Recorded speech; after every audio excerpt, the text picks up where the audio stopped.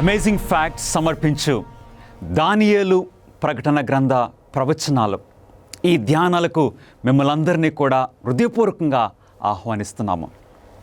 ఈ రాత్రి మన అంశము నీవు నమ్మదగినది ఏదైనా మిగిలి ఉన్నదా. చాలా ప్రాముఖ్యమైన అంశము. ఈ అంశంతో పాటు వెళ్ళే ఈ చిన్న పుస్తకము మీకు ఉచితంగా మేము అనుగ్రహించాలని ఆశపడుచు ఉన్నాము. ఈ పుస్తకము పొందాలంటే ఏం చేయాలి? ఆ స్క్రీన్ మీద ఉన్న ఆ నంబర్కి మీరు ఫోన్ చేయండి, లేక ఆ వెబ్సైట్ మీరు దర్శించినట్లయితే ఈ పుస్తకము మీకు ఉచితంగా మీకు అందించబడుతుంది. నీవు నమ్మదగినది ఏదైనా మిగిలి ఉన్నదా? ఇలాంటి పరిస్థితులలో అలజడ, భయము, అధైర్యము కలుగుచున్న ఇలాంటి పరిస్థితుల్లో మనం నమ్మటానికి ఏదైనా మిగిలి ఉన్నదా? ప్రార్థన చేసుకుని ఈ అంశంలోనికి మనం వెళ్ళబోతున్నాం. మహాపరిశుద్ధుడా, మీకు స్తుతులు స్తోత్రములు చెల్లించుకుంటున్నాము. మాతో మాట్లాడమని, మీ వాక్యం ద్వారా మా హృదయాలను తృప్తిపరచమని యేసు నామములో అడిగి వేడుకుంటున్నాము తండ్రి, ఆమేన్. ఏప్రిల్ 15, 1865 సంవత్సరంలో అమెరికా దేశం యొక్క ప్రెసిడెంట్ అబ్రహాం లింకన్ ఉదయము 7:22 ఆయన మరణించాడు.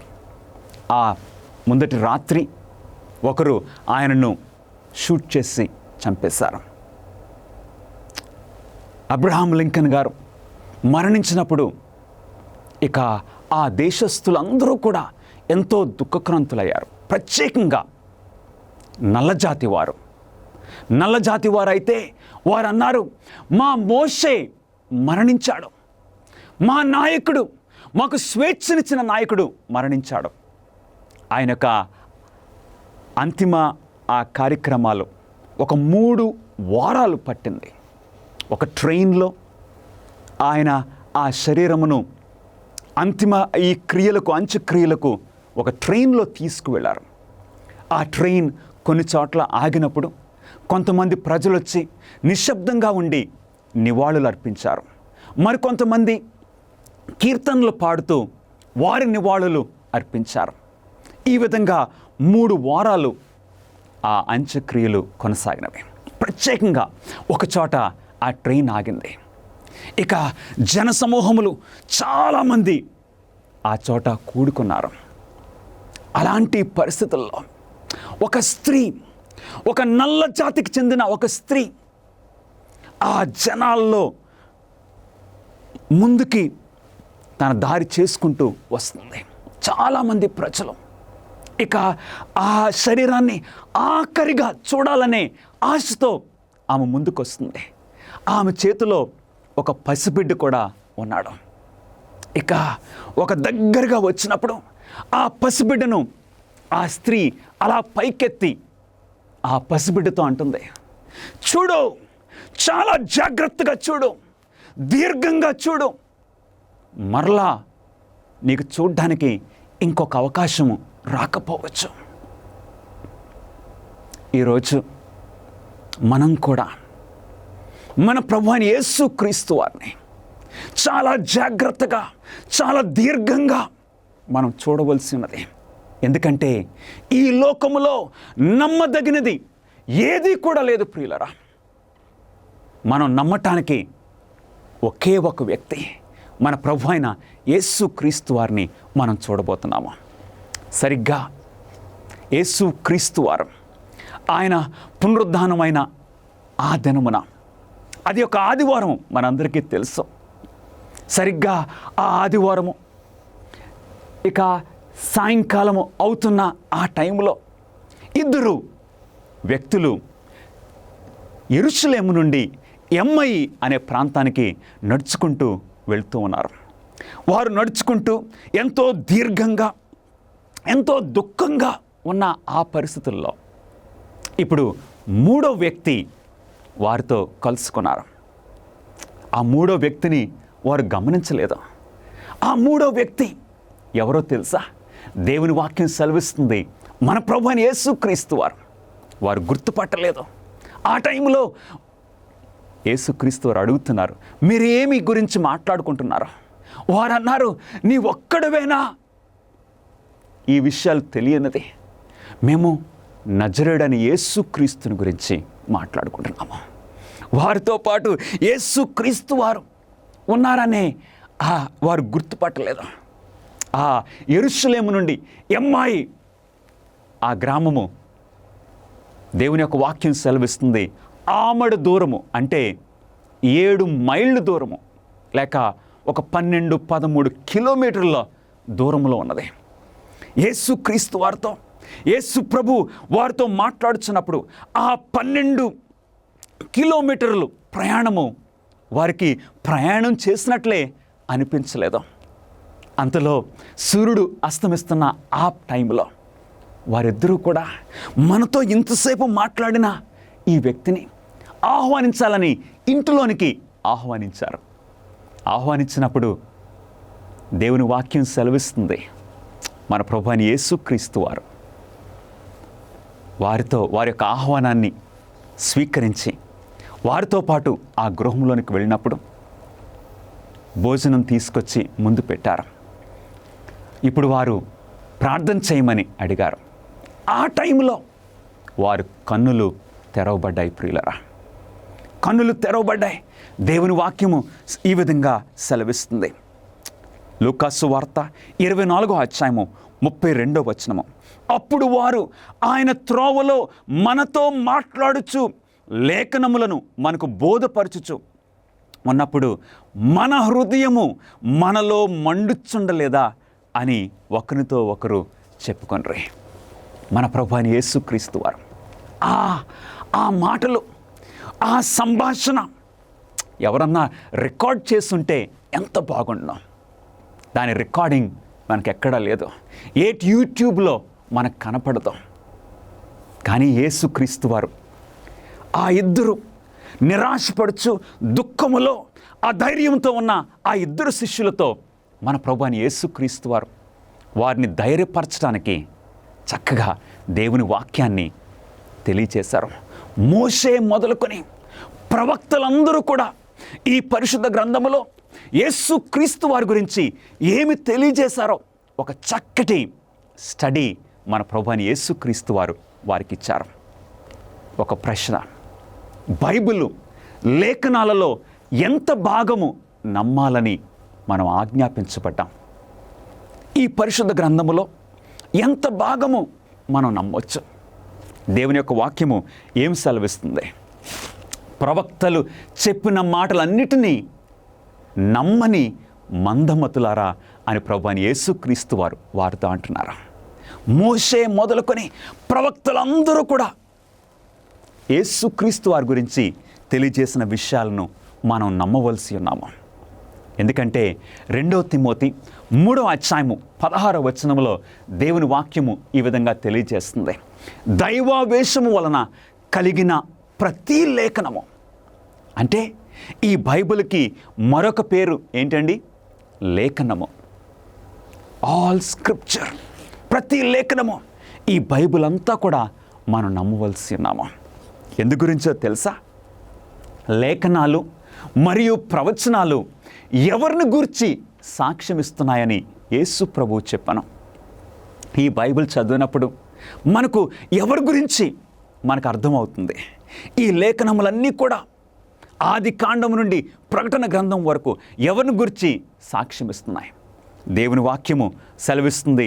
లూకాసు వార్త 24వ అధ్యాయము 27వ వచనములో మోషేయు సమస్త ప్రవక్తలను మొదలుకొని లేఖనములన్నిటిలో తన్ను గూర్చిన వర్తమానముల భావము వారికి తెలిపెను.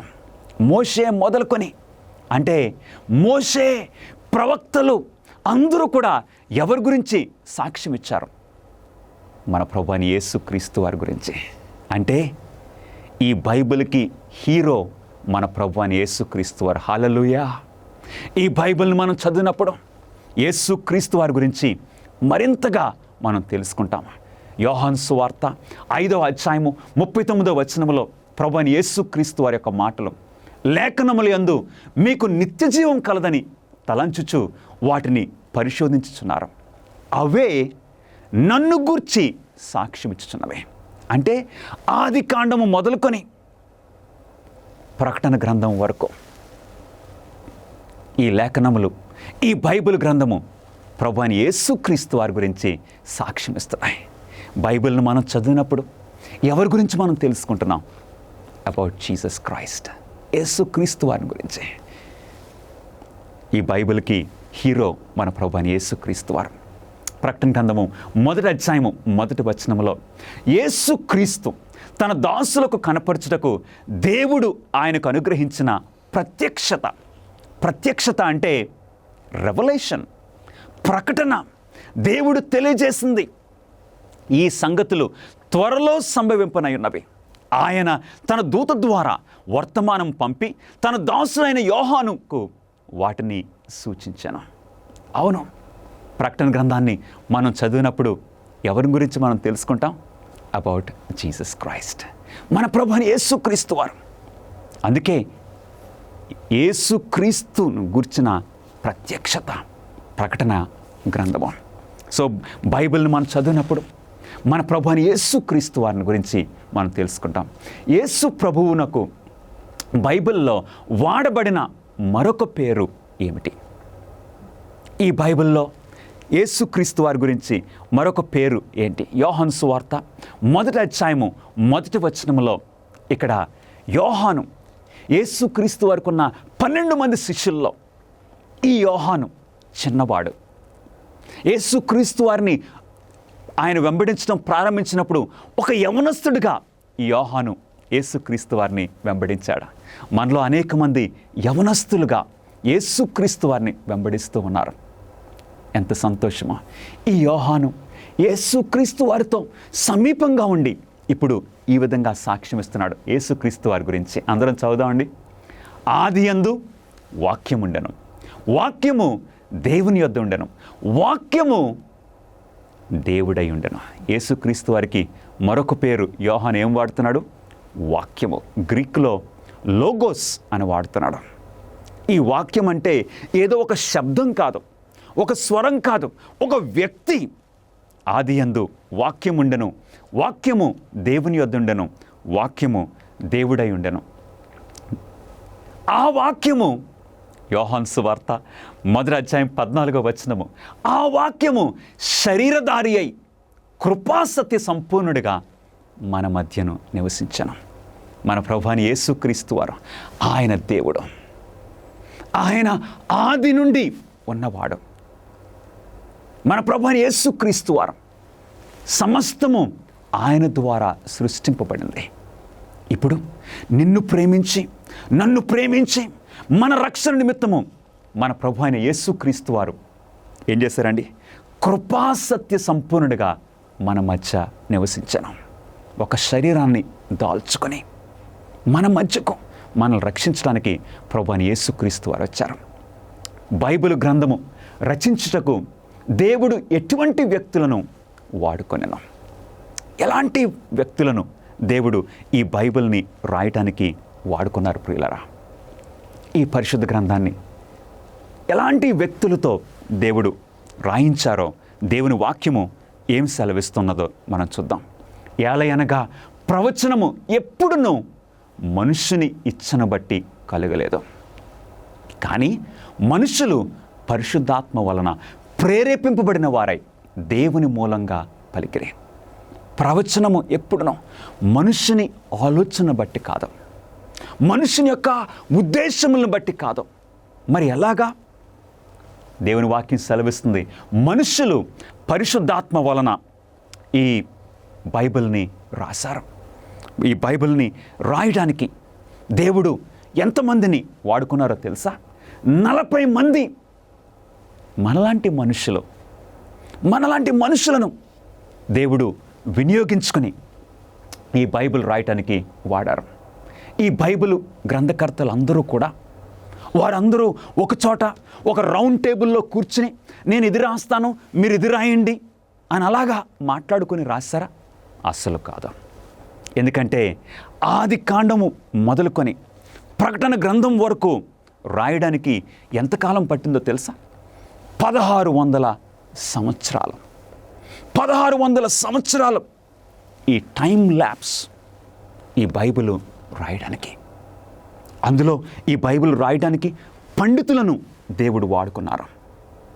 కొంతమంది రాజులు, కొంతమంది చేపలు పట్టేవారు, మరికొంతమంది గొర్రెల కాపర్లు, వేరువేరు బ్యాక్గ్రౌండ్స్ నుండి, వేరువేరు పరిస్థితుల నుండి వచ్చిన వారిని దేవుడు వినియోగించుకున్నారు. వారందరూ కూడా వారి ఆలోచనలు బట్టి కాదు బైబిల్ని రాస్తా, పరిశుద్ధాత్మ వలన వారు ప్రేరేపింపబడిన వారై దేవుని మూలంగా పలికిరి. తర్వాత ప్రశ్నలకు మనం వెళ్దాం. నిత్య జీవము యేసును తెలుసుకోవడం ద్వారా వస్తుంది. హల్లెలూయా. యేసు క్రీస్తు వారిని తెలుసుకోవడం ద్వారా మనకు నిత్య జీవం కలుగుతుంది. యేసు తన శిష్యులకు ఎందువలన వారు గుర్తుపట్టారు? ఏ విషయం ద్వారా యేసు క్రీస్తు వారు మనతో నడిచారు, మనకు బోధించారు? ఇప్పుడు ఆయన మన గృహంలో ఉన్నారని ఆ 2 శిష్యులు యెరూషలేము నుండి ఎమ్మై వరకు వచ్చిన ఆ పరిస్థితిలో ఏ విధంగా గుర్తుపట్టారో దేవుని వాక్యం సెలవిస్తుంది. లూకాసు వార్త 24వ అధ్యాయము 35వ వచనంలో ఎట్లాగండి? ఆయన రొట్టె విరుచుట వలన తమకు ఎలాగూ తెలియబడను. యేసుక్రీస్తు వారు అంత దూరము ఆ 12 కిలోమీటర్లు వారితో నడుస్తున్నప్పుడు గుర్తుపట్టలేకపోయారు. ఆయన స్వరం అన్నప్పుడు గుర్తుపట్టలేకపోయారు. కానీ ఎప్పుడైతే ఆయన రొట్టె విరుస్తున్నారో, ఆ రొట్టె విరిచినప్పుడు వారికి ఆ గ్రహింపు కలిగింది. వారు కన్నులు తెరవబడ్డాయి. గమనిస్తున్నారా ప్రియులరా? యేసుక్రీస్తు వారికి ఇంకొక పేరేంటో తెలుసా? ఆయన ద బ్రెడ్ ఆఫ్ లైఫ్, జీవాహారము మన ప్రభువైన యేసుక్రీస్తు వారు. ఈ జీవాహారాన్ని ఎప్పుడైతే మనం తింటామో, ఈ రొట్టె విరచటం అంటే ఈ బైబిల్ని చదివినప్పుడు, బైబిల్ని గ్రహించినప్పుడు మనము ఆయన్ని గుర్తుపడతాం. ఆయన్ని యొక్క స్వభావమును గుర్తుపడతాం. ఆయన గురించిన విషయాల్ని గ్రహించే ఆ ఆలోచన మనకు కలుగుతుంది. నీ జీవితంలో ఈ రొట్టెను నీవు తింటున్నావా? ఎందుకంటే మనుష్యుడు, మన ప్రభువైన యేసుక్రీస్తు వారు సెలవిచ్చారు, మనుష్యుడు రొట్టె వలన మాత్రమే జీవించడం. మరి దేని వలన జీవిస్తాడు? దేవుని నోటి నుండి వచ్చిన ప్రతి మాట వలన మనుష్యుడు జీవిస్తారని యేసు ప్రభు సెలవిచ్చారు. కాబట్టి ప్రతిరోజు కూడా మన జీవితాల్లో దేవుని వాక్యాన్ని మనం చదువుకోవాలి ప్రియులరా. అవును, అప్పుడే ఆత్మీయంగా మనం బలంగా ఉండొచ్చు. క్రైస్తవునికి బైబిలు అధ్యయనము ఎంత ముఖ్యమైనదై ఉండవలనో, ఒక క్రైస్తవునికి బైబిల్ చదవడము, బైబిల్ ధ్యానించడము ఎంత అవసరమై ఉన్నది. దేవుని వాక్యం ఏం సెలవిస్తుంది? ఆయన నోటి మాటలను నా స్వాభిప్రాయము కంటే ఎక్కువగా ఎంచితిని. ఇక్కడ యోబు సాక్ష్యం ఇస్తున్నాడు. యోబు గురించి మనందరికీ తెలుసు. యోబు ఎన్ని శ్రమలు పడ్డాడో, యోబుకి ఎన్ని శోధనలు వచ్చినవి. ఆయన ఆస్తంతా పోయింది. ఆయనకున్న ఆ 10 మంది పిల్లలు ఒకే రోజున మరణించారు. ఆయనకున్న ఆరోగ్యం కూడా పోయింది. అయినా యోబు యొక్క విశ్వాసము చెక్కు చెదరకుండా ఉన్నది. ఇప్పుడు ప్రశ్న, యోబు తన విశ్వాసాన్ని ఎలా కాపాడుకోగలిగాడు? దేవుని ఎడల ఆయనకున్న విశ్వాసము కదలకుండా, జంకకుండా ఎలా కాపాడుకోగలిగాడు? రహస్యం ఏంటో తెలుసండి. రహస్యం ఏంటంటే దేవుని యొక్క వాక్యము. ఆయన నోటి మాటలను నా స్వాభిప్రాయం కంటే, అంటే ఆహారము కంటే ఎక్కువగా ఎంచితిని. యోబు తన జీవితంలో నా అభిప్రాయం కాదు, దేవుని అభిప్రాయం ఏంటి, నా చిత్తం కాదు, దేవుని చిత్తం ఏంటి, దేవుని అభిప్రాయము మనం ఎలా తెలుసుకుంటాం? ఆయన వాక్యం ద్వారా. గమనిస్తున్నారా నా ప్రియ సహోదరి సహోదరులారా? ఇక్కడ యోబు అంటున్నాడు, నేను రోజు తినే ఆ ఆహారం కంటే ఎక్కువగా దేవుని వాక్యాన్ని నేను ప్రాముఖ్యత ఇచ్చానని యోబు గ్రంథము 23వ అధ్యాయము 12వ వచనంలో తెలియచేస్తున్నారు. 119వ దావీదు కీర్తన 105వ వచనంలో దేవుని వాక్యము ఈ విధంగా సెలవిస్తుంది, దేవా నీ వాక్యము నా పాదములకు దీపమును, నా త్రోవకు వెలుగునై ఉన్నది. మనం జీవించే ఈ లోకములో, ఈ చీకటి లోకములో, ఈ పాపపు లోకములో ఎలాగ మనం జీవించగలమో, ఈ పాపపు మలినము మనకు అంటకుండా, ఈ పాపపు పరిస్థితుల్లో మనం పడకుండా ఎలా జీవించగలము? దేవుని వాక్యం ద్వారానే. ఈ వాక్యము మన పాదములకు దీపమును, మన త్రోవకు వెలుగై ఉన్నది. ప్రియ సహోదరుడా సహోదరి, ఈ దీపాన్ని ప్రక్కన పెట్టద్దు. ఈ దీపాన్ని దేవుడు నీకు నాకు ప్రేమతో అనుగ్రహించిన ఈ గైడ్ ని ప్రక్కన పెట్టద్దు. మనం ఎక్కడికైనా ప్రయాణం చేయాలంటే ఈ రోజున GPS వాడుతున్నాం. ఈ GPS ద్వారా మనకి డైరెక్షన్ తెలుస్తుంది, ఎటు వెళ్ళాలి, ఎటు తిరగాలి. ఈ పాపలోకము నుండి ఆ పరలోకం చేరాలంటే మన GPS దేవుని యొక్క వాక్యము మనకు దారిని చూపిస్తుంది. మనం దుఃఖంలో ఉన్నప్పుడు ధైర్యపరుస్తుంది. మనకు ఏమీ తోచని అయోమయమైన స్థితిలో ఉంటే మనకు ఒక చక్కటి గురిని చూపిస్తుంది. మనం పాపములో పడినప్పుడు మనల్ని ఖండిస్తుంది, మనకి సహాయం చేస్తుంది దేవుని వాక్యము. బైబిల్ అర్థం చేసుకోవడానికి మనకు ఎవరు సహాయం చేస్తారు? ఈ రోజుల్లో ఎన్నో డిస్ట్రాక్షన్స్ మనందరికీ ఉన్నవి. ఏదో విధంగా మనము తొట్టిల్లిపోతూ ఉన్నాము. ఇలాంటి పరిస్థితుల్లో ఈ బైబిల్ని మనం చాలామంది ఏమంటారంటే, నాకు అర్థం అవట్లేదు, నేను చదివినా నాకేమీ అర్థం కావడం లేదు. ఇలాంటి పరిస్థితుల్లో బైబిల్ని అర్థం చేసుకోవడానికి మనకి ఏదైనా సహాయం ఉన్నదా? Any help? దేవుని వాక్యం సెలవిస్తుంది. దేవుని యొక్క వాక్యము ఈ విధంగా సెలవిస్తుంది. యోహాను సువార్త 16వ అధ్యాయము 13వ వచనము. ఈ మాటలు మన ప్రభువైన యేసుక్రీస్తు వారు సెలవిచ్చిన మాటలు. అయితే ఆయన అనగా సత్యస్వరూపి అయిన ఆత్మ వచ్చినప్పుడు మిమ్మును సర్వసత్యములోనికి నడిపించును. హల్లెలూయా. ఎవరి గురించి మాట్లాడుతున్నారు? మన ప్రభువైన యేసుక్రీస్తు వారు. పరిశుద్ధాత్మ గురించి. సత్యస్వరూపి అయిన ఆత్మ వచ్చినప్పుడు అంటే బైబిల్ని మనం అర్థం చేసుకోవడానికి, మనం గ్రహించడానికి, మనము బైబిల్లోని విషయాలు గమనించడానికి, గ్రహించడానికి మనకు సహాయం చేయడానికి ఎవరున్నారు? ద హోలీ స్పిరిట్, పరిశుద్ధాత్మ దేవుడు. అసలు వేరే గ్రంథాలకి బైబిల్ గ్రంథానికి గల ప్రాముఖ్యమైన తేడా ఏంటో తెలుసా?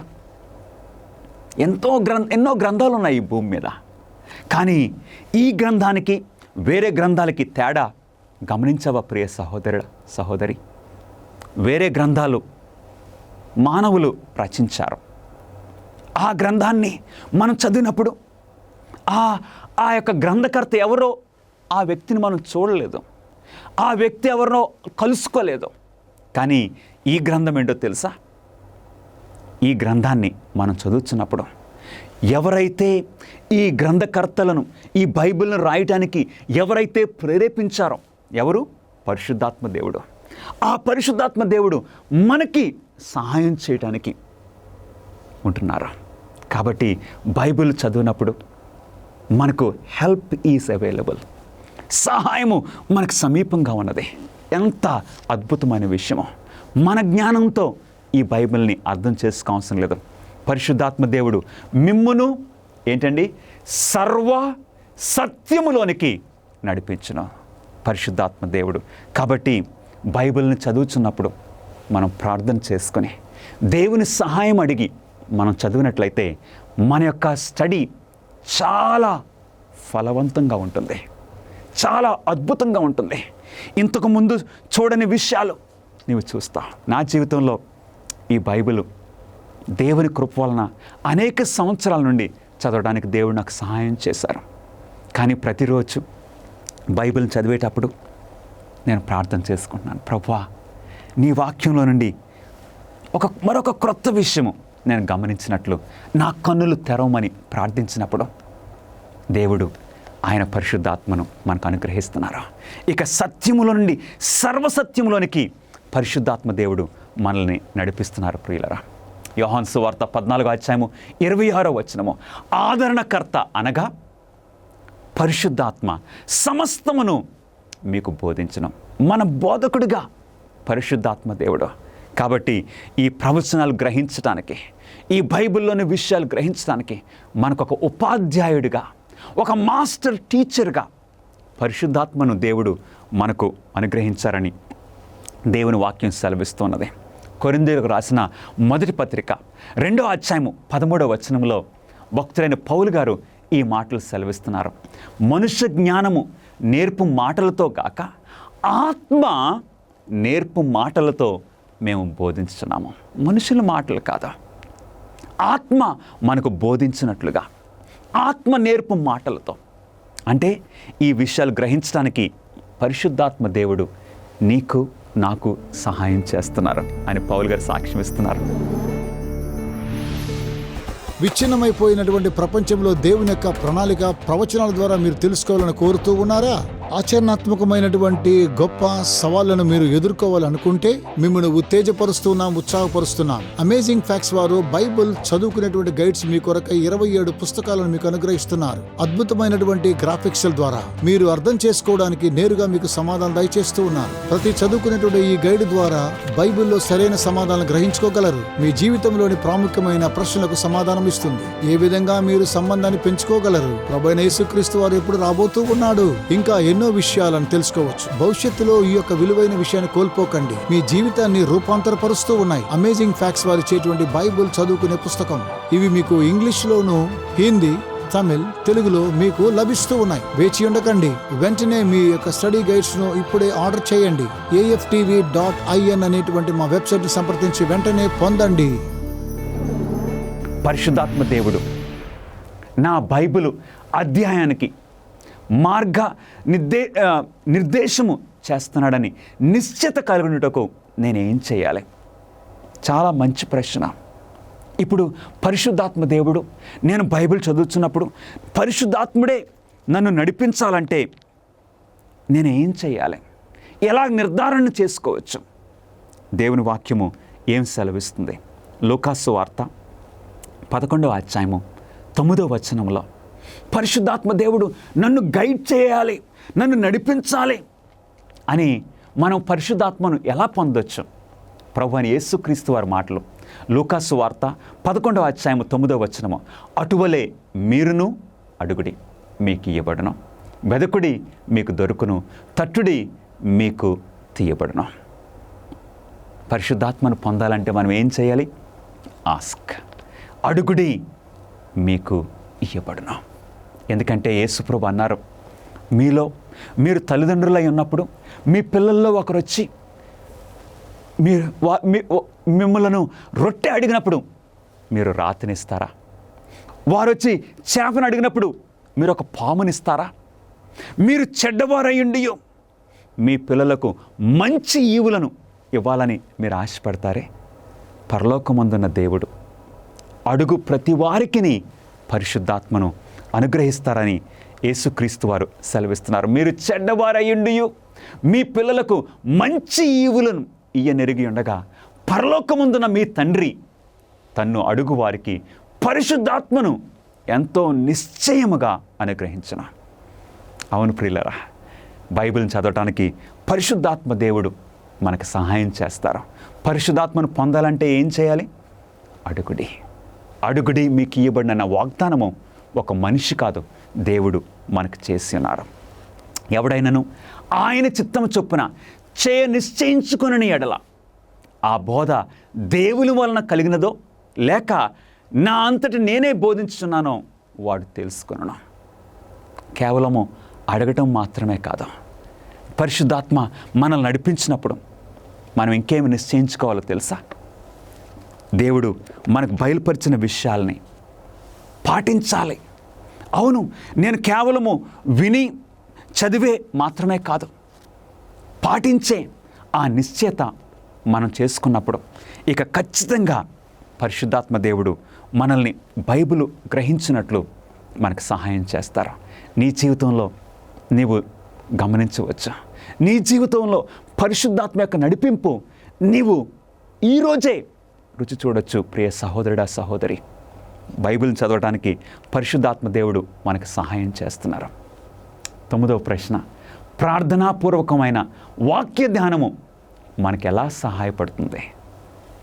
ఈ బైబిల్ని మనం చదువుతున్నప్పుడు ప్రార్థన మనకి ఏ విధంగా సహాయపడుతుంది? దేవుని వాక్యము దీని గురించి ఏం సెలవిస్తుంది? 119వ దావీదు కీర్తన 11వ వచనంలో, నీ ఎదుట నేను పాపము చేయకున్నట్లు నా హృదయములో నీ వాక్యము ఉంచుకుని ఉన్నాను. ఈ బైబిల్ని చదివినప్పుడు ఈ బైబిల్ యొక్క స్టడీ మనకి ఏ విధంగా సహాయపడుతుందో తెలుసా? పాపము చేయకుండా మనల్ని కాపాడుతుంది, పాపము నుండి మనల్ని భద్రపరుస్తుంది. మరొక వాక్యము, ఏలయనగా ఓర్పు వలనను లేఖనము వలనని ఆదరణ వలనను మనకు నిరీక్షణ కలుగుటకై పూర్వమందు రాయబడినవన్నీ మనకు బోధ కలుగు నిమిత్తము రాయబడి ఉన్నవి. దేవుడు ఈ పాత నిబంధనలో, ఈ క్రొత్త నిబంధనలో ఈ విషయాలన్నీ మన కొరకు ఎందుకు రాశారో తెలుసా?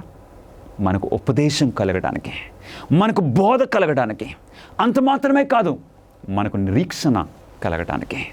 అవును, మన విశ్వాసము పెరగడానికి ఈ విషయములన్నీ కూడా దేవుడు రాసి ఉంచారు.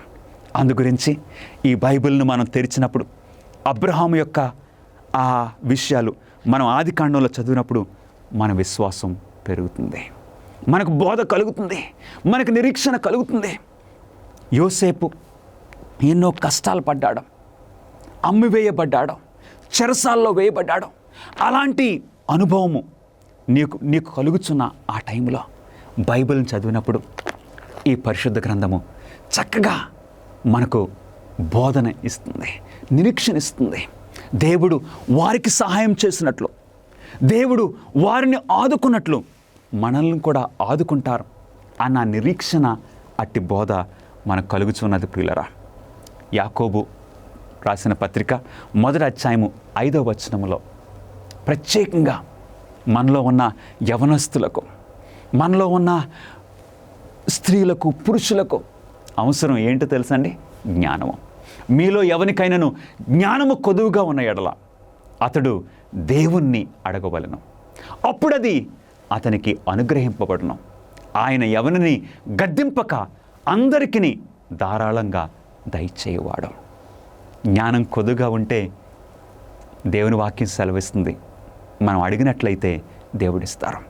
ఈ రోజున నీవు చేస్తున్న ఆ పనిలో, నీవు చదువుకుంటున్న ఆ చదువులో, నీ కుటుంబ జీవితంలో నీవు ఎదుర్కొంటున్న ఆ సమస్యలకు జ్ఞానం కావాలని నీవు ఆశపడుతున్నావా? అడుగుడి, మీకు ఇవ్వబడినా. జ్ఞానం కొద్దుగా ఉంటే మనం అడగొచ్చని దేవుని వాక్యము మనకు సెలవిస్తుంది. ఏ విధమైన బైబిలు అధ్యయన పద్ధతిని లేఖనాలు సిఫారసు లేక సూచిస్తున్నవి. అంటే ఈ బైబిల్ని మనం చదివే పద్ధతి ఏంటి? ఎలా చదవాలి? ఈ బైబిల్ని ఎలా చదవాలని ఈ బైబిల్ మనకు ఒక సూచిస్తుంది. యెషయా గ్రంథము 28వ అధ్యాయము 10వ వచనములో దేవుని వాక్యము ఈ విధంగా సెలవిస్తుంది. యెషయా గ్రంథము 28వ అధ్యాయం 10వ వచనము, ఆజ్ఞ వెంబడి ఆజ్ఞ, ఆజ్ఞ వెంబడి ఆజ్ఞ, సూత్రము వెంబడి సూత్రము, సూత్రము వెంబడి సూత్రము, కొంత ఇచ్చట కొంత అచ్చట. అంటే ఏంటి? దీని అర్థం ఏంటంటే ఈ బైబిల్ని చదువుకునే పద్ధతి ఏంటంటే ఆజ్ఞ వెంబడి ఆజ్ఞ, సూత్రము వెంబడి సూత్రము. ఎందుకంటే ఈ బైబిల్లో విషయాలు అన్నీ ఒకచోటే పొందుపరచబడలేదు. దాని అర్థం ఏంటంటే ఉదాహరణకు మనము వివాహం గురించి తెలుసుకోవాలని ఆశపడుతున్నాం, లేక ఉదాహరణకు మనము ఒక క్రమశిక్షణలో జీవించాలి, లేక మరణం గురించి బైబిల్ ఏం చెప్తుంది, యేసుక్రీస్తు వారి యొక్క రెండో రాకడ గురించి ఈ బైబిల్ ఏం చెప్తుంది అని మనం ఆలోచించినట్లయితే రెండవ రాకడ గురించి అన్నీ ఒకచోటే ఇవ్వబడలేదు, లేక మరణం గురించి ఒకచోటే ఇవ్వబడలేదు. ఈ బైబిల్లోని విషయాలు ఒక్కొక్క వేరువేరు చోట్ల ఇవ్వబడ్డాయి. ఆది కాండంలో ఒక చక్కటి సత్యము మనం చూడవచ్చు, లేక దానియేలు గ్రంథంలో మరొక సత్యాన్ని చూడవచ్చు మరణం గురించి. ఇప్పుడు ఎట్లాగైతే ఒక బంగారాన్ని గనుల్ని తవ్వుతారో చూడండి, ఆ ప్రశస్తమైన ఆ యొక్క బంగారాన్ని ఎలాగైతే తవ్వుతారో అలాగే మనం బైబిల్ చదివినప్పుడు అదే విధంగా మనం చేయాలి. ఏం చేయాలి? ఆజ్ఞ వెంబడి ఆజ్ఞ, సూత్రము వెంబడి సూత్రము. అంటే ఆది కాండంలో మరణం గురించి మనకు ఒక సత్యము దొరికినప్పుడు, ఇప్పుడు మరలా మత్తయి సువార్తలో మరణం గురించి ఇంకొక సత్యము మనకు దొరికినప్పుడు, ఈ సత్యాలను మనం ఏం చేయాలి?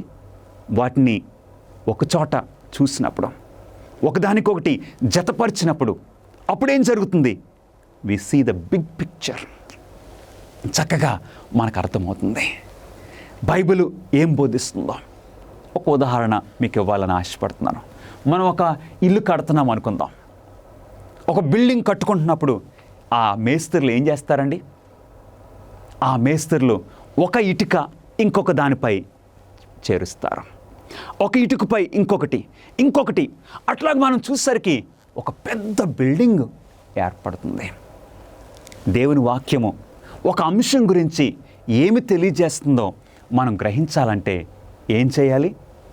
ఈ బైబిల్లో మనం వెతకాలి. ఈ బైబిల్ స్టడీలో ఈ విధంగా దేవుడు మనకు తెలియజేస్తారు. ఒక వాక్యమే తీసుకుని, ఒక వాక్యం మీదే ఒక సిద్ధాంతాన్ని మనం తీసుకొని రాకూడదు. అది బైబిల్ పద్ధతి కాదు. ఏం చేయాలి? ఆజ్ఞ వెంబడి ఆజ్ఞ, సూత్రము వెంబడి సూత్రము, కొంత ఇచ్చట కొంత అచ్చట. ఇది బైబిల్ చదివే పద్ధతి. కొరింథీయులకు రాసిన మొదటి పత్రిక 2వ అధ్యాయము 13వ వచనములో, మనుష్య జ్ఞానము నేర్పు మాటలతో గాక ఆత్మ సంబంధమైన సంగతులతో సరిచూచుచు ఆత్మ నేర్పు మాటలతో వీటిని గూర్చియే మేము బోధించున్నాము. దాని అర్థం ఏంటో తెలుసా? సరిచూసుకోవటం, కంపేర్ చేసుకోవటం. అంటే ఈ బైబిల్ చదివే పద్ధతి ఏంటండి? Comparative study. ఒకచోట ఒకే ఆది కాండములో ఈ విధంగా సెలవిస్తున్నారు, మరి సువార్తల్లో ఏ విధంగా ఉన్నది, పౌలు గారు రాసిన పత్రికల్లో ఇంకే విధంగా ఉన్నది. గమనిస్తున్నారా ప్రియులరా? సరిచూసుకోవడం, కంపేరింగ్ స్క్రిప్చర్ విత్ స్క్రిప్చర్. ఆ విధంగా మనం చూసుకున్నప్పుడు భలే మనకు అర్థమవుతుంది. మనం చక్కగా ఇప్పుడు ఒక కంప్లీట్ అండర్స్టాండింగ్ మనం సంపాదించుకోవచ్చు. దేవుని వాక్యము ఇంకా సెలవిస్తుంది. 2 పేతురు 1వ అధ్యాయము 20వ వచనములో, ఒకడు తన ఊహను బట్టి చెప్పుట వలన లేఖనములో ఏ ప్రవచనము పుట్టదని మొదట గ్రహించుకొనవలెను. అంటే మన ఊహను బట్టి ఈ బైబిల్లోని విషయాల్ని అర్థం చెప్పటం కాదు, మన ఊహను బట్టి కాదు, మన ఆలోచనలు బట్టి కాదు. ఉదాహరణకు మనం ఒక ఫెన్స్ వేస్తున్నాం అనుకుందాం. చక్కగా మనకున్న ఆ స్థలానికి, ఆ ప్రాపర్టీకి ఫెన్స్ వేస్తున్నప్పుడు ఆ పోల్స్ అన్నీ కరెక్ట్గా ఉన్నాయి, వేసాం. కానీ ఒకటి మాత్రం కొంచెం సరిగ్గా లేదు, కొంచెం ఆ లైన్ నుండి తప్పినట్లయితే అప్పుడు ఏం చేస్తాం? ఆ లైన్ తప్పినది దానిని మిగిలిన వాటితో సరిచూసుకుంటాం. గమనిస్తున్నారా ప్రియులరా? మన ఊహను బట్టి కాదు, దేవుని యొక్క వాక్యాన్ని చదివినప్పుడు పరిశుద్ధాత్మతోనే మనం గ్రహించవచ్చు. లేఖనాల అధ్యయనము మనకేమి ప్రయోజనము కలిగించుతుంది. ఈ బైబిల్ చదివినప్పుడు బైబిల్ చదివే పద్ధతిని మనం చూసాము.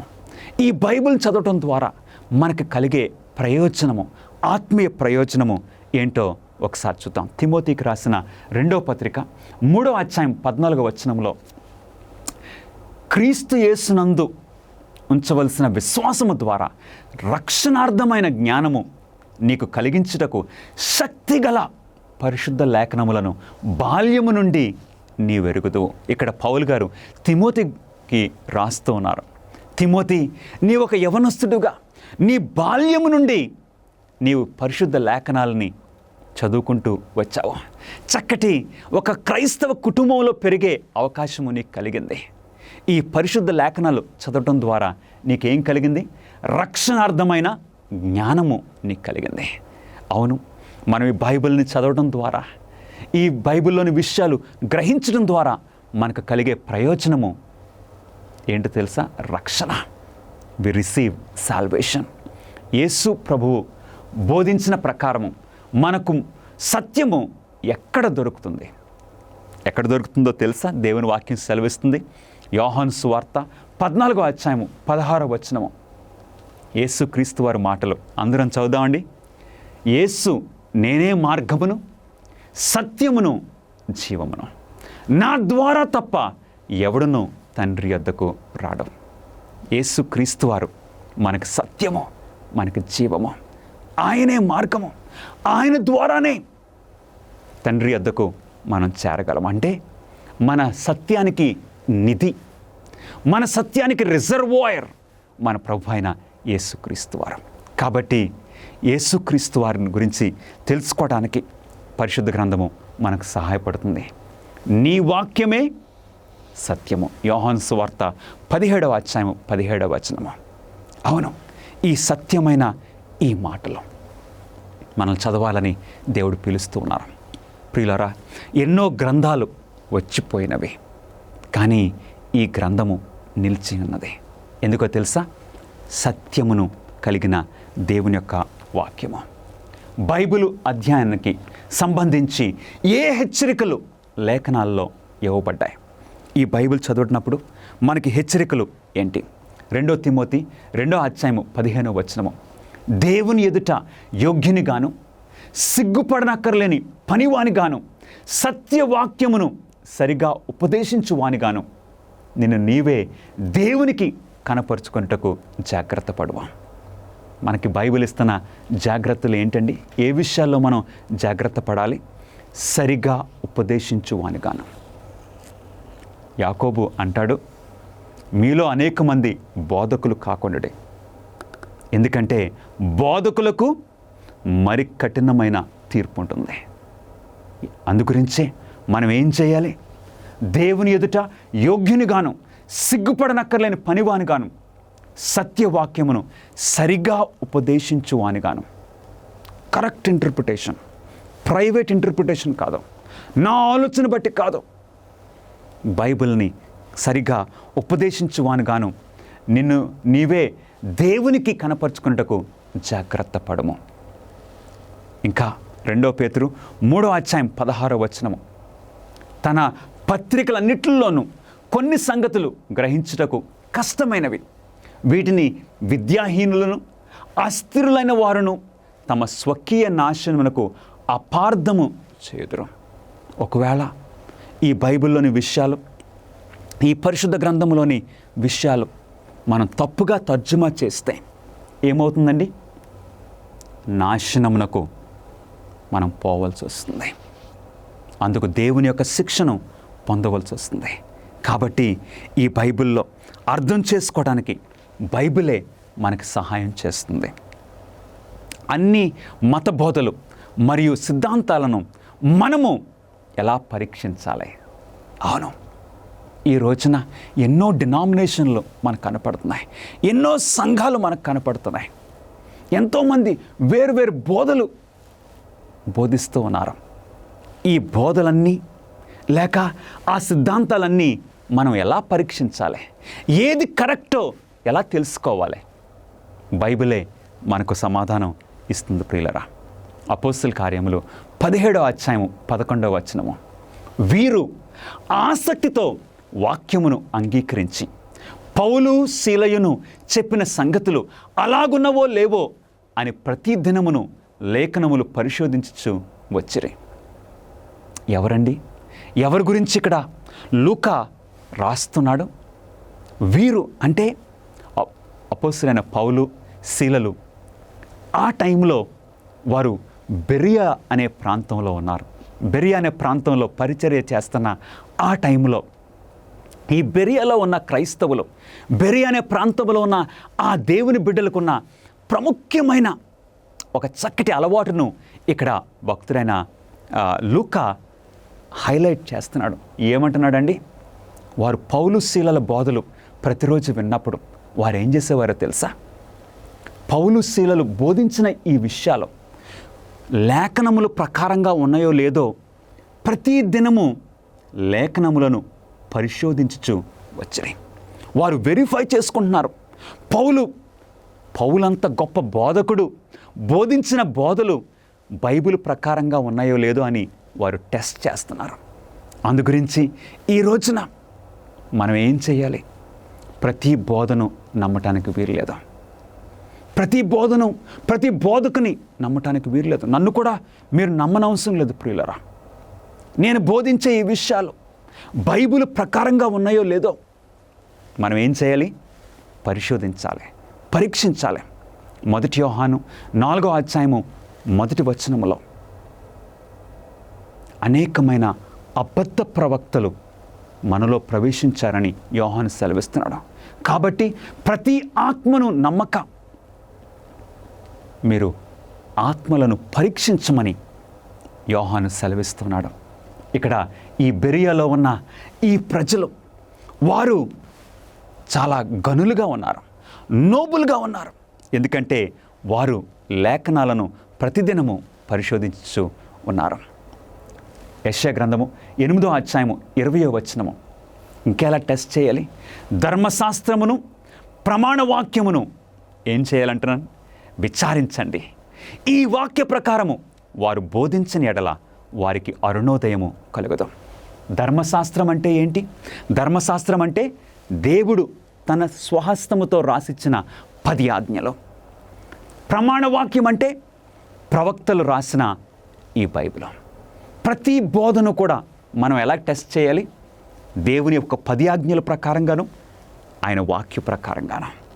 ఒకవేళ వారు దీని ప్రకారం బోధించని ఎడల వారికి అరుణోదయము కలుగదు. అరుణోదయం అంటే వారికి వెలుగు లేదు, వారు చీకటి సంబంధులు, వారు సాతాను సంబంధులు. కాబట్టి ఈ బైబిల్ వాక్యంతో మనం టెస్ట్ చేయాలని దేవుని వాక్యం సెలవిస్తుంది. ఎంఐ అనే గ్రామానికి వెళ్ళే మార్గములో యేసు దుఃఖముఖాలతో ఉన్న తన 2 శిష్యులకు లేఖనాలను వివరించినప్పుడు ఏం జరిగింది? యేసుక్రీస్తు వారు 3వ వ్యక్తిగా వారితో కలిసి ఇక ఈ లేఖనాలను మోషే మొదలుకొని ప్రవక్తలందరూ కూడా తెలియచేసిన ఆ విషయాలను ఆ 2కి తెలియచేసినప్పుడు వారికి ఏం జరిగింది? దేవుని వాక్యం సెలవిస్తుంది. లూకా సువార్త 24వ అధ్యాయము 32వ వచనము, అప్పుడు వారు ఆయన త్రోవలో మనతో మాట్లాడుచు లేఖనములను మనకు బోధపరిచినప్పుడు మన హృదయము మనలో ఏమన్నారండి? మండుచుండలేదా అని ఒకరితో ఒకడు చెప్పుకొనిరి. మన హృదయాలు ఆయన మాట్లాడుతుంటే మన హృదయాలు కదిలించబడ్డాయి, మన హృదయాలు మండుచుండలేదా? అవును. ఎప్పుడైతే దేవుని వాక్యాన్ని మనం చదువుతామో, దేవుని వాక్యంలోని వాగ్దానాలు మనం చదువుతామో, మన హృదయంలో నెమ్మది కలుగుతుంది, మన హృదయాలు కదిలించబడుతున్నాయి. ఎందుకంటే ఇది సత్యమైన దేవుని వాక్యము. ఎంత చక్కటి సాక్ష్యము వారు సెలవిచ్చారు. నా ప్రియ సహోదరుడా, సహోదరి, నీవు హృదయము ఆ విధంగా మండి ఎంతకాలమైంది? ఎంతకాలమైంది నువ్వు బైబిల్ చదివి, బైబిల్ నిజంగా ధ్యానించి ఎంతకాలం అయిపోయింది? ఈ రోజున దేవుడు నిన్ను పిలుస్తూ ఉన్నారు. ఆ ఇద్దరు వ్యక్తులకు ఆ అమ్మాయి మార్గంలో వారి హృదయం కదిలించబడినట్లు నీ హృదయాన్ని కూడా కదిలించాలని దేవుడు ఆశపడుతున్నారు. కాబట్టి ఈరోజే ఈ పరిశుద్ధ గ్రంథాన్ని తెరిచి నీవు చదవమని నేను కోరుచున్నాను. ఆ ఇద్దరు శిష్యులు యేసు సజీవంగా ఉన్నాడని తెలుసుకొని ప్రవచనాలను ఆయన వివరించడం విన్న తరువాత వారు ఏం చేశారు?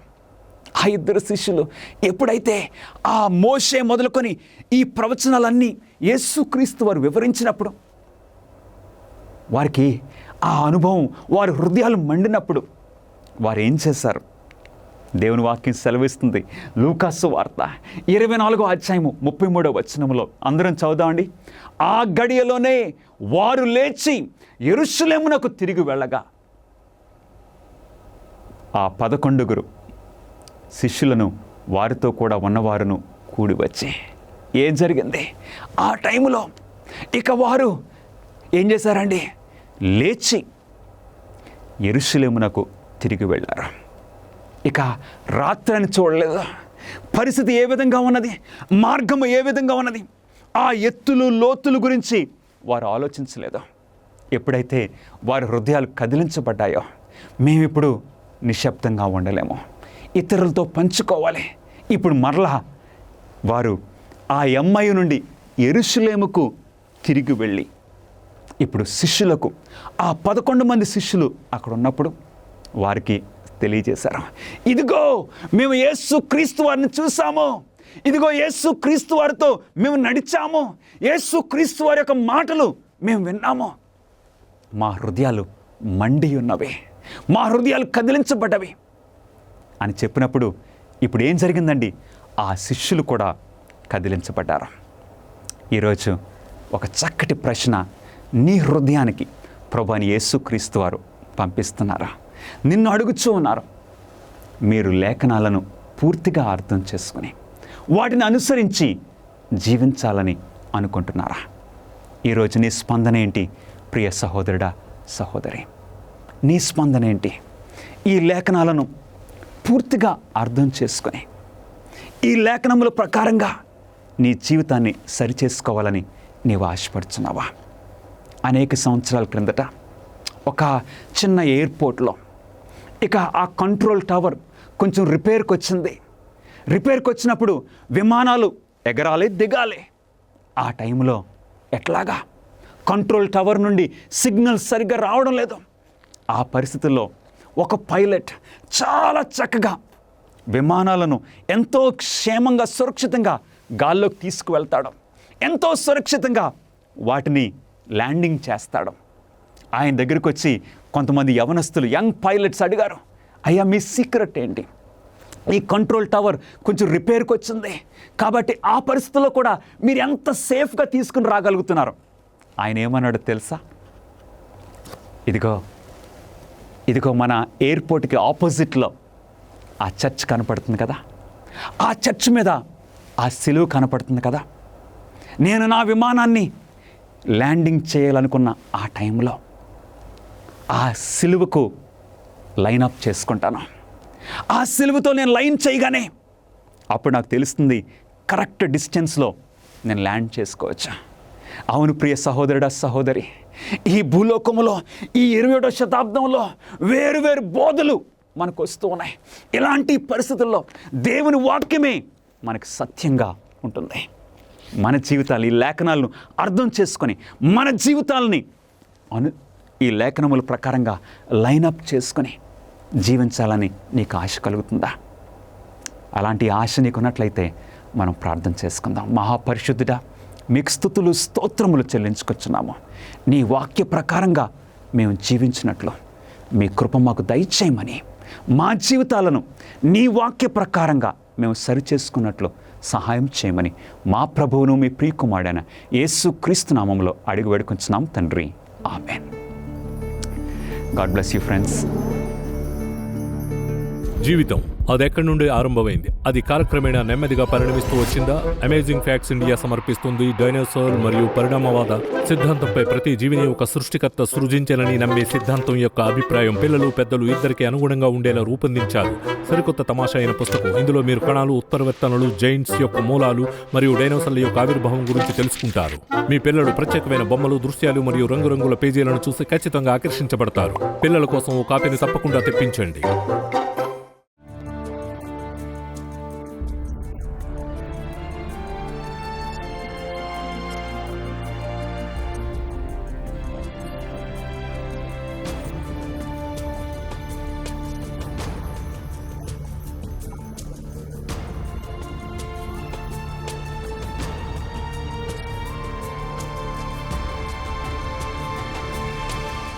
అమేజింగ్ ఫ్యాక్ట్స్ నన్ను ఎంతగానో ప్రభావితం చేసింది. దేవునికి స్తోత్రం. అమేజింగ్ ఫ్యాక్ట్స్ ని బట్టి అమేజింగ్ ఫ్యాక్ట్స్ నిజానికి నా జీవితంలో గొప్ప మార్పు తెచ్చింది. ఇంతవరకు చూపిన ప్రభావం అమేజింగ్ ఫ్యాక్ట్స్ ఈ రోజు నేను ఈ స్థితిలో చాలా మంచిగా అనిపించింది. నేను బైబిల్ చదవడం ప్రారంభించాను. నేను సెవెంత్ డే అడ్వెంటిస్ట్ జీవితంలో ఇంకో ఏదో ఉండాలని దేవుడే దీన్ని జరిగిస్తున్నాడు. ఈ వాక్యం చాలా అడుగుజాడలను అనుసరించడం ఎంతైనా మంచిది. అమేజింగ్ ఫ్యాక్ట్స్ 55 సంవత్సరాలకు పైగా దేవుని సువార్తను ప్రపంచ నలుమూలలా ప్రకటిస్తూ ఉన్నది. టీవీలో ఒక మినిస్ట్రీ పేరు కనిపించింది, అమేజింగ్ ఫ్యాక్ట్స్ అని. నేను చాలా మంది పాస్టర్ల ప్రసంగాలు విన్నాను, కానీ ఈయన చెప్పేది వినడం అదే మొదటిసారి. నేను ఏదో విన్నాను, వెంటనే నా బైబిల్ తీసుకున్నాను. అరే, నేను ఇంతవరకు ఇది వినలేదే, బైబిల్లో ఎక్కడుందో చూద్దామని అనిపించింది. వాక్యం అయ్యేదాకా అక్కడ నుండి లేవలేదంటే నమ్మండి. నేను బైబిల్ పాఠాలు చదవడం ప్రారంభించాను. వీరిలో ప్రతి ఒక్కరూ తమ జీవితాల్లో మార్పును చూశారు, నాతో సహా. నా ప్రశ్న ఏంటంటే, నాకే ఎందుకు ఇలా జరుగుతుంది ప్రభువా అని. ప్రభు నా మొర విన్నాడు. ఒక నాన్నలా ఆయన నన్ను ఆదరించాడు. నేను సర్వం కోల్పోయాను. అప్పుడే నా జీవితంలో దేవుడు లేడని నేను గ్రహించాను. నేనొక బైబిల్ ప్రవచన సభకు వెళ్ళాను. ఈ వాక్యం చాలా శక్తివంతమైనది మరియు తిరస్కరించలేనిది. ఇది నిజంగా సత్యం, ఇది అద్భుతం అనుకుంటూ నేను ఇంటికి వెళ్ళిపోయాను. మరిన్ని అమేజింగ్ ఫ్యాక్ట్స్ వీడియోల కోసం మా యూట్యూబ్ ఛానల్ దర్శించండి. సబ్స్క్రైబ్ చేయడం మర్చిపోవద్దు.